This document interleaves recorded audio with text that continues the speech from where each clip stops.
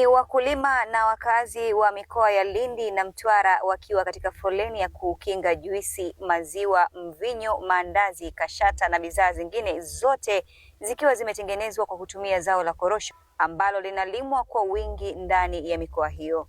Wakulima hawa wanakula na kunywa korosho ikiwa ni kusherehekea sikukuu ya wakulima 8/8, ambapo TALI na Liendele kwa kushirikiana na bodi ya korosho wamezalisha bidhaa hizo na kuwapatia wakulima, ikiwa ni mikakati ya kuhamasisha ulaji wa bidhaa za korosho nchini na uwekezaji wa viwanda vya kuongeza thamani zao la korosho.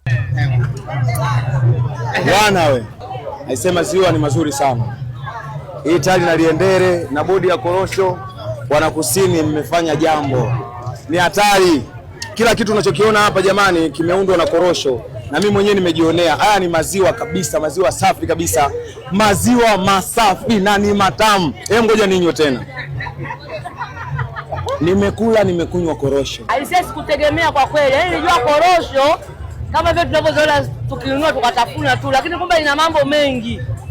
Tumekula maandazi, tumekula kashata, tumekunywa waini, juisi, maziwa kutokana na nini? Na korosho. Waziri wa Nchi, Ofisi ya Waziri Mkuu, Kazi, Ajira na Mahusiano, Deusi Sangu ameitaka bodi ya korosho na TALI na Liendele kuendeleza mkakati huo.